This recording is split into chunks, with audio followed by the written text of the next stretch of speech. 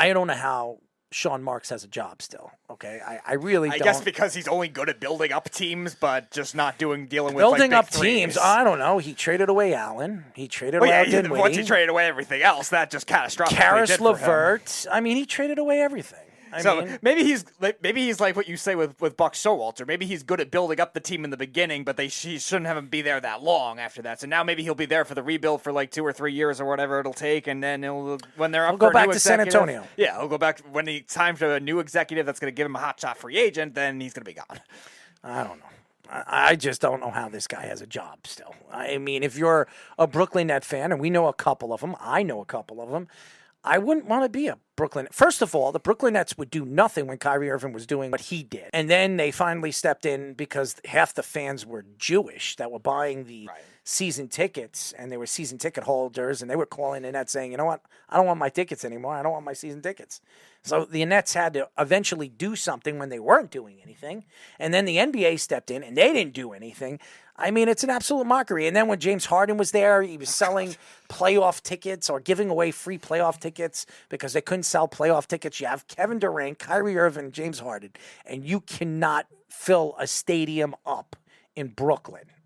The mecca of basketball. I understand it's not Madison Square Garden, but it's still New York. And the fact that that team could never pack out a stadium, an arena, it's despicable. Yeah. And again, we've seen other teams in these cities that have two teams have a pretty split even fan base with a lot of them too. Like you look at New York too. Like you look at the Giants and the Jets, they both have good fan bases. The Yankees and the Mets, they both have good fan bases that pack their stadiums too. And the Rangers and the Islanders, same kind of thing. Like should not be this drastic of a difference when it comes to a playoff environment too. And don't say the Knicks, because the Knicks have been terrible for like 40 years, 30 years, and they pack out every single game. Right. Good, bad, or the ugly. Right. They pack out that stadium. I don't want to hear it from anybody say the Knicks are the most expensive basketball team in the NBA. I said it. Yeah. The Knicks, who's only won what? 2 championships? Yeah. They've 40 won years 2. ago, 50 years ago. Okay, they've won 2 championships, and they've been to 2 championships in the last 30 years, and they've lost both of them, okay? I'm just going to tell you the truth about this.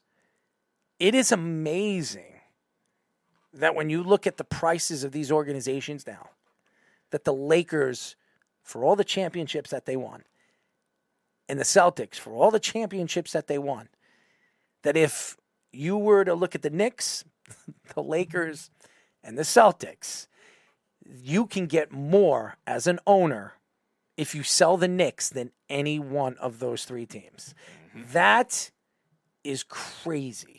Okay, that just shows you how New York loves the game of basketball, loves it, and to me, James Dolan will eventually sell the Knicks. He will not sell Madison Square Garden, but he will sell the rights to the New York Knicks, and he will sell the rights to the Rangers. I believe it. He will, because he doesn't want that anymore. He just wants to, play in his bands and make money off of Madison Square Garden. But I'm going to tell you this. Whenever he decides to sell that team, that team is going to be sold for about $8 billion. Yeah. It's ridiculous. It really is. And, it just tells you how, if you're a billionaire, go buy a professional team. Go out there and find a partner and bid for a professional sports team, because Michael Jordan bought the Charlotte Hornets, I think, for $800 million and he owned 51 or 52% of the Charlotte Hornets. He brought in a bunch of guys to help buy the team, but he owned 52%. He just sold the rights, the full rights in his stock of the Charlotte Hornets for $3.5 billion. I mean, just think about how much money he made off that investment. It's crazy. It is crazy. And Michael Jordan didn't care about that money because he's making $40 million a year because thank you to his mommy when he went into the NBA, where she negotiated a deal where he made money off of every shoe that was sold with his name and his brand on it. And he changed the game.